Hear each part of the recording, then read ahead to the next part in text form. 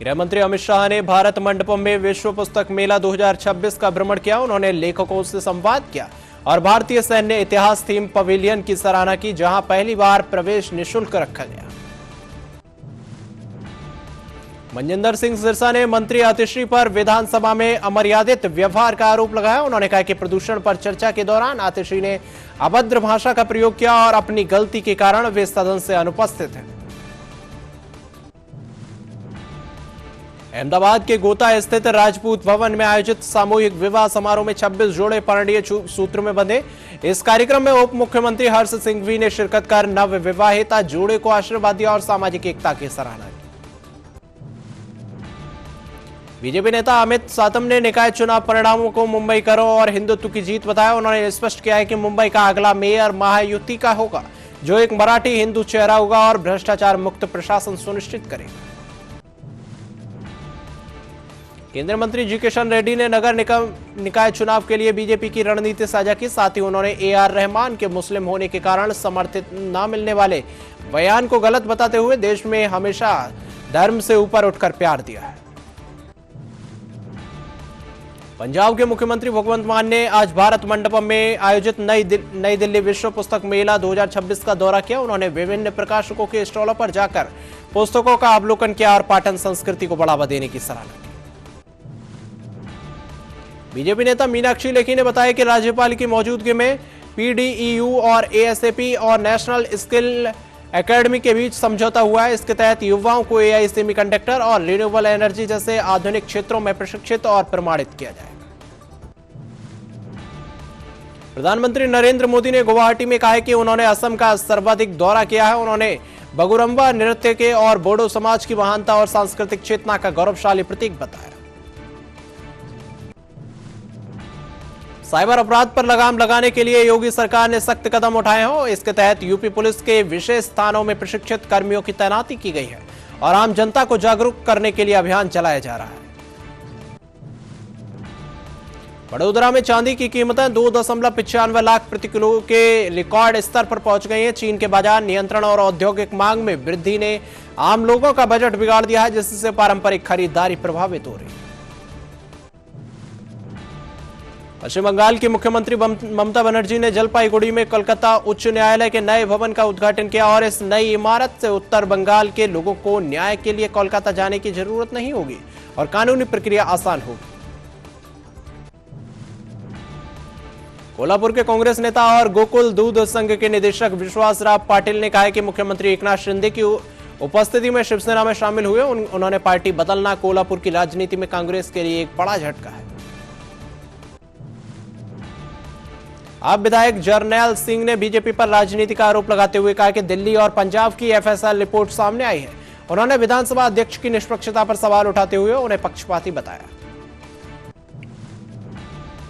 प्रधानमंत्री नरेंद्र मोदी की मौजूदगी में गुवाहाटी के सरुसरजाई स्टेडियम में 10,000 से अधिक कलाकारों ने बगुरम्बा नृत्य का प्रदर्शन किया। इस भव्य आयोजन ने बोडो संस्कृति और असम की पारंपरिक कला का शानदार प्रदर्शन किया। भारतीय अंतरिक्ष यात्री शुभांशु शुक्ला हैम रेडियो को आपदा प्रबंधन के लिए महत्वपूर्ण बताया। उन्होंने बच्चों से इस शौक को अपनाने की अपील की ताकि संकट समाज के सरकार की तकनीकी मदद कर सके। बीजेपी सांसद रविशंकर प्रसाद के बयान पर कांग्रेस नेता अखिलेश प्रसाद सिंह ने पलटवार किया। उन्होंने कहा कि लोकतंत्र में हार जीत चलती रहती है। रविशंकर प्रसाद को दूसरों पर टिप्पणी करने के बजाय जनता की सेवा करनी चाहिए। बीजेपी के बेल्लारी विरोध प्रदर्शन कांग्रेस विधायक KN राजन्ना ने कहा है कि विपक्ष को विरोध करने का पूर्ण अधिकार है। उन्होंने सिद्धरमैया की पुरानी पदयात्रा का जिक्र करते हुए इसमें राजनीति की आवश्यकता नहीं है बताया। हरिद्वार की हर की पैड़ी पर गैर हिंदुओं के प्रवेश वर्जित होने पर असुद्दीन ओवैसी ने इसे असंवैधानिक बताया। उन्होंने कहा कि यह समानता के अधिकार के खिलाफ है। उत्तराखंड की कानून व्यवस्था पर भी सवाल उठाए गए।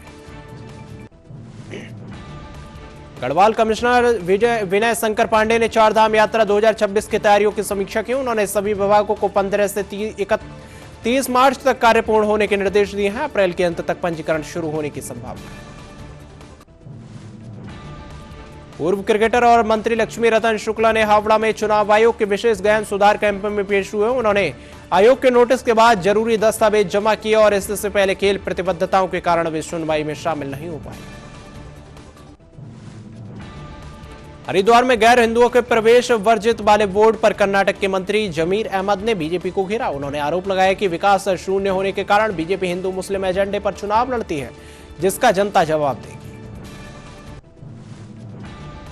हरियाणा बीजेपी अध्यक्ष मोहन लाल बडौनी ने पश्चिम बंगाल में अधिकारियों के हो रहे हमलों की कड़ी निंदा की। उन्होंने महाराष्ट्र निकाय चुनाव परिणामों को उद्धव ठाकरे की नकारात्मक राजनीति और गाली की भाषा का करारा जवाब बताया। महाराष्ट्र निकाय चुनावों में एनडीए की शानदार जीत पर मंत्री ओम प्रकाश राजभर ने खुशी जताई। उन्होंने कहा कि बीएमसी सहित अन्य निकायों में के नतीजे दर्शाते हैं कि जनता का अटूट विश्वास प्रधानमंत्री मोदी और एनडीए की विकास नीतियों पर है। टीएमसी नेता कुणाल घोष ने महिला सुरक्षा पर पीएम मोदी को घेरा। उन्होंने ब्रजभूषण शरण सिंह के हाथरस उन्नाव की घटनाओं का हवाला देते हुए बीजेपी शासित राज्यों में बढ़ते अपराधों का तीखा हमला किया। बीजेपी नेता आर अशोक ने बल्लारी गोलीबारी कांड की सीबीआई जांच की मांग की है। उन्होंने घटना को गंभीर बताते हुए निष्पक्ष जांच के लिए केंद्रीय एजेंसियों की आवश्यकता पर जोर दिया। उत्तर प्रदेश सरकार के मंत्री जयवीर सिंह मतदाता सूची से 2.89 करोड़ नाम कम होने की चिंता जताई। उन्होंने कहा कि त्रुटियों को सुधार कर एक पारदर्शी वोटर लिस्ट तैयार करने के लिए कार्यकर्ता पूरी तरह गंभीरता से जुटे। राजेंद्र पाल गौतम ने महाराष्ट्र निकाय चुनावों को धांधली बताया। उन्होंने स्याही और बैंक खातों से पैसे भेजने का आरोप लगाया। साथ ही उन्होंने पंजाब की कानून व्यवस्था को पूरी तरह विफल और चिंताजनक करार दिया। प्रधानमंत्री मोदी ने मालदा में टीएमसी सरकार पर तीखा प्रहार किया। उन्होंने महिला पत्रकारों से बदसलूकी का जिक्र करते हुए बंगाल में बेटियों कहीं भी सुरक्षित नहीं है और न्याय के लिए उन्हें भटकना पड़ रहा है। लखनऊ के निजी अस्पताल में हाथ टूटने का इलाज करा रहे युवक की मौत हो गई। परिजनों ने गलत इंजेक्शन और लापरवाही का आरोप लगाया। मामला पुलिस जांच कर रही है। बाराबंकी के हैदरगढ़ टोल पर अधिवक्ता के मारपीट मामले में एनएचएआई ने बड़ी कार्रवाई करते हुए टोल एजेंसी का ठेका खत्म कर दिया। 5.3 करोड़ की गारंटी जब्त कर 5 कर्मियों को जेल भेजा गया। बहेड़ी में गन्ना किसानों ने 144 करोड़ के बकाया भुगतान की मांग को लेकर भारतीय किसान यूनियन को ज्ञापन सौंपा। किसानों ने चेतावनी दी है कि 19 जनवरी तक भुगतान न होने पर शुगर मिल में अनिश्चितकालीन धरना शुरू किया जाएगा। मैनपुरी पहुंचे कैबिनेट मंत्री जयवीर सिंह ने जनता की समस्याएं सुनी और अधिकारियों को निर्देश दिए। उन्होंने कांग्रेस विधायक के विवादित बयान की निंदा की और अहिल्याबाई होलकर की मूर्ति के अपमान पर सख्त कार्रवाई का आश्वासन दिया। संभल के गुन्नौर में डीएम ने कंपोजिट विद्यालय का औचक निरीक्षण किया। इस दौरान 5 साल से एक कमरे पर कब्जा जमाए बैठी रसोईया का ताला प्रशासन ने तोड़वा दिया। जर्जर हो चुके कमरे को डीएम ने ध्वस्त करने के निर्देश दिए। कैबिनेट मंत्री डॉक्टर धन सिंह रावत ने पौड़ी के पटाड़ी स्थित प्रसिद्ध राहु मंदिर में 1.90 करोड़ की लागत से होने वाले सौंदर्यीकरण कार्यों का भूमि पूजन किया। उन्होंने 2 साल से कार्य पूर्ण कर इसे प्रमुख धार्मिक पर्यटन स्थल बनाने का भरोसा जताया। उत्तराखंड की खेल मंत्री रेखा आर्या ने लोहाघाट की कौलीटेक झील में नौकायन किया और मछलियों को चारा खिलाया। उन्होंने झील को पर्यटन और स्वर्णिम भविष्य बताते हुए सुविधाओं में विस्तार और युवाओं के लिए रोजगार के अवसर पैदा करने। यूनियन कार्बाइड पहुंचे सीएम मोहन यादव ने गैस त्रासदी को कांग्रेस का कलंक बताया। उन्होंने जहरीला कचरा हटाने पर बधाई दी और राहुल गांधी से एंडरसन को भगाने पर माफी मांगी। केंद्रीय मंत्री शिवराज सिंह चौहान ने विदिशा में 4400 करोड़ की सड़क परियोजनाओं की सौगात दी। उन्होंने बेटियों पर विवादित टिप्पणी की निंदा करते हुए पीड़ित बेटी को 10 लाख की आर्थिक मदद दी। इंदौर जल त्रासदी और मनरेगा बचाने की मांग को लेकर छतरपुर में कांग्रेस ने सामूहिक उपवास रखा और नेताओं ने इंदौर की मौतों को प्रशासनिक लापरवाही बताते हुए सरकार पर मजदूरी विरोधी होने का आरोप लगाया। मंत्री प्रहलाद सिंह पटेल ने आगरा के दौरे पर मां बांग्लामुखी के दर्शन किए और आऊ वाटिल्लार नदी के उद्गम स्थल पर पूजन किया। उन्होंने सरपंच सम्मेलन को संबोधित कर ग्रामीण विकास पर जोर दिया। मुख्यमंत्री ममता बनर्जी ने जलपाईगुड़ी सर्किट बेंच के नए भवन का उद्घाटन किया और उन्होंने न्यायपालिका को संविधान का रक्षक बताते हुए जातिवाद धर्मवाद से दूर रहकर देश की एकता के लिए काम करने की अपील की। पंजाब कांग्रेस अध्यक्ष राजा वड़िंग ने सिख गुरु पर विवादित टिप्पणी को लेकर आतिशी को अड़े हाथों ले लिया। उन्होंने कहा कि उन्हें पहले ही दिन माफी मांगनी चाहिए थी, अब वे बुरी तरह फंस चुकी हैं। इंदौर के भगीरथपुरा में दूषित पानी से जान गंवाने वालों के परिजनों ने राहुल गांधी से मुलाकात की। उन्होंने पीड़ित परिवारों को 1-1 लाख रुपए का चेक सौंपा और कहा कि स्वच्छ पानी जनता का अधिकार है, जिसे देने में सरकार विफल हो रही है। मुख्यमंत्री देवेंद्र फडणवीस ने निकाय चुनाव में बीजेपी की जीत का श्रेय प्रधानमंत्री मोदी के नेतृत्व को दिया। उन्होंने जनता ने विकास को चुनकर विपक्ष को पूरी तरह नकार दिया है और महायुति को प्रचंड जनादेश दिया है। ओडिशा पहुंचे अखिलेश यादव ने गरीबों के लिए मुफ्त इलाज की वकालत की। उन्होंने यूपी की पिछली सरकार का उदाहरण देते हुए कहा कि अस्पतालों में गरीबों को बिना किसी कार्ड के मुफ्त चिकित्सा सुविधा मिलनी चाहिए। शिवसेना नेता संजय निरुपम ने उद्धव ठाकरे को राजनीति का जयचंद बताया। उन्होंने कहा कि 2019 में विचारधारा के कारण गद्दारी के कारण उन्होंने पार्टी उनके हाथ से निकल गई, जबकि एकनाथ शिंदे ने हिंदुत्व को वापस ट्रैक पर लाया।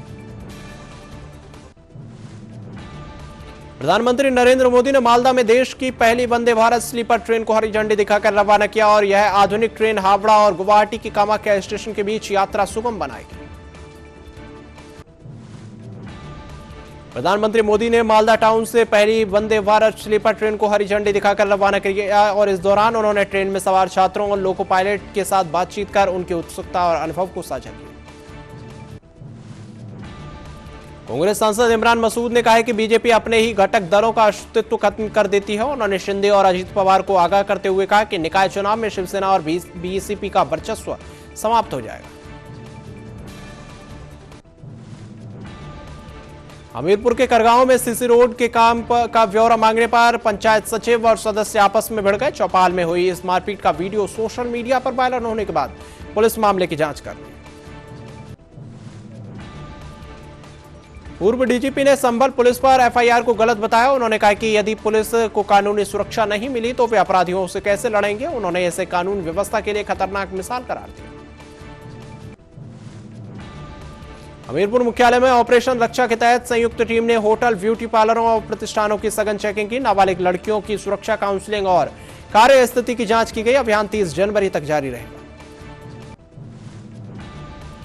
मुरादाबाद आगरा हाईवे पर सड़क पर फैले केमिकल और घने कोहरे के कारण बाइक फिसलने से एक व्यक्ति की मौत हो गई। पुलिस ने फायर ब्रिगेड बुलाकर सड़क धुलवाई और फरार ट्रक की तलाश शुरू कर दी।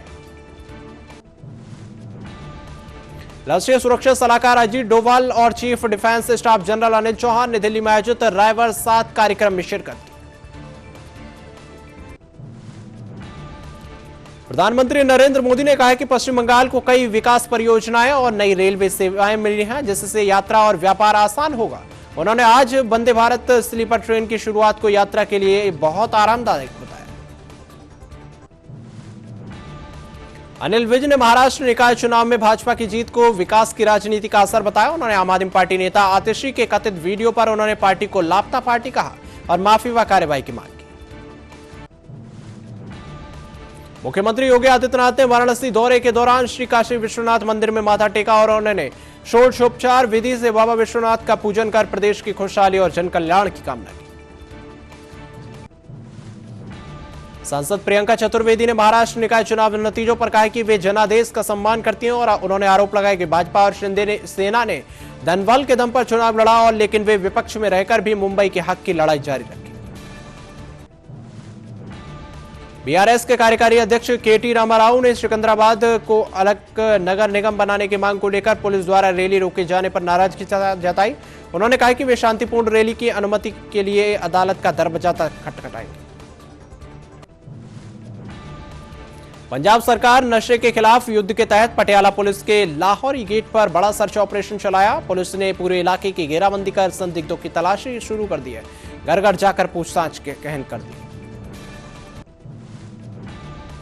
ओवैसी ने महाराष्ट्र निकाय चुनावों में 125 पार्षदों की जीत पर जनता का फैसला बताया। उन्होंने कहा कि पश्चिमी महाराष्ट्र में प्रचार न कर पाने से उन्हें मलाल है, वरना जीत और बड़ी होती। उन्होंने विरोधियों के लोकतांत्रिक दावों पर भी तंज कसा। सुकमा के जिले के दूर दराज के जंगल वाले गांव और स्कूल और आंगनबाड़ी जैसी सुविधाएं पहुंची हैं। एसपी किरण चौहान ने बताया कि पीएलजीए बटालियन 1 के कैंप स्थित स्थापित होने के बाद नक्सल मुक्त अभियान शुरू किया गया है। बच्चों को पढ़ाई का अवसर मिला है। ओवैसी ने महाराष्ट्र निकाय चुनावों में 125 पार्षदों की जीत पर जनता और कार्यकर्ताओं का आभार जताया। उन्होंने इसे सामूहिक कड़ी मेहनत का परिणाम बताते हुए नवनिर्वाचित पार्षदों से जनता की उम्मीदों पर खरा उतरने की अपील की। सुकमा में आईजी बस्तर सुंदरराज पी ने बताया कि माओवादी संगठनों द्वारा पहले बस्तर संभाग के सैकड़ों स्कूल और आश्रम ध्वस्त किए गए और अब नए सुरक्षा कैंप स्थापित करने के बाद इन क्षेत्रों में स्कूल, आंगनबाड़ी और अन्य मूलभूत सुविधाएं बहाल की जा रही। जीतू पटवारी ने इंदौर में मौतों के सरकार को जिम्मेदार ठहराते हुए कहा कि जहां मुख्यमंत्री संवेदना नहीं समझ पा रहे, वहां राहुल गांधी जनता का दर्द समझेंगे। उन्होंने प्रधानमंत्री मोदी के नए भारत में शुद्ध पेयजल की कमी पर तीखे सवाल भी उठाए। सौरभ भारद्वाज ने दावा किया कि भाजपा ने दिल्ली की एफएसएल रिपोर्ट में आधा सच पेश किया है। उन्होंने कहा कि पंजाब की रिपोर्ट की पूरी तरह दिल्ली की रिपोर्ट में भी गुरु शब्द इस्तेमाल की पुष्टि नहीं हुई। भारद्वाज ने भाजपा पर सांप्रदायिक दंगा भड़काने की कोशिश का आरोप लगाया। शिवसेना नेता शायना एनसी ने कहा है कि महाराष्ट्र के लिए काम करने वाले एकनाथ शिंदे को संजय राउत के सर्टिफिकेट की आवश्यकता नहीं। उन्होंने राउत पर 2019 में कांग्रेस और एनसीपी के साथ गठजोड़ कर गद्दारी करने का आरोप लगाया। नए स्क्रिप्ट राइटर की जरूरत तक बताया। राणा बलचौरिया ने हत्याकांड में जुड़ा बंबिया गैंग एक गैंगस्टर रेड में देर रात पुलिस मुठभेड़ में गंभीर रूप से घायल हुआ। अस्पताल के इलाज के दौरान उसकी मौत हो गई। पुलिस मामले की जांच में जुटी। कांग्रेस नेता हरीश चौधरी ने कहा कि इंदौर में केवल 24 मौतें ही नहीं हुई, बल्कि दूषित पानी ने लाखों लोगों को स्वास्थ्य पर नुकसान पहुंचाया है। उन्होंने कहा कि राहुल गांधी इस समस्या की गहराई तक समझेंगे और पीड़ितों को आवाज उठाएंगे। दिल्ली विधानसभा के विपक्ष के नेता विजेंद्र गुप्ता ने पंजाब सरकार के फॉरेंसिक लैब की सीबीआई जांच करने की बात कही। उन्होंने एक वीडियो का हवाला देते हुए कहा कि पंजाब में जो घटनाक्रम हो रहा है उसकी सच्चाई सबके सामने लाई जाएगी। केंद्रीय जांच जरूर है। कांग्रेस नेता दिग्विजय सिंह ने महाराष्ट्र नगर निकाय चुनाव में नतीजों पर प्रतिक्रिया दी। उन्होंने कहा कि कांग्रेस, उद्धव ठाकरे की शिवसेना और शरद पवार की एनसीपी मिलकर इन परिणामों का गलत विश्लेषण और आत्मचिंतन करेंगे ताकि हार की वजहों को समझा जा सके। फतेहपुर में घने कोहरे के चलते कई वाहन आपस में टकराए। हादसे में एक की मौत और कई लोग घायल बताए गए। नेशनल हाईवे 2 के पास हुआ दर्दनाक हादसा। तेज रफ्तार पिकअप के पलटने के बाद यह हादसा हुआ है। एक के बाद एक कई वाहन आपस में टकराए। घना कोहरा हादसे की मुख्य वजह बना। मालवा थाना क्षेत्र नेशनल हाईवे स्थित सोना की घटना सामने आई। गांधीनगर में मुख्यमंत्री भूपेंद्र पटेल और मारुति सुजुकी के एमडी की मौजूदगी में गुजरात सरकार और मारुति सुजुकी इंडिया लिमिटेड ने निवेश पत्र का आदान प्रदान किया। कार्य नए प्लांट के लिए 35,000 करोड़ में लगेगा और सालाना 10 लाख कारें बनाएगा। मुख्यमंत्री योगी आदित्यनाथ ने चंदौली में आधुनिक इंटीग्रेटेड कोर्ट कॉम्प्लेक्स का शिलान्यास किया। इस परिसर से न्यायिक प्रक्रिया में तेजी आएगी और वकीलों व फरियादियों को एक ही छत के नीचे सभी आधुनिक कानूनी सुविधाएं मिल सकेंगी।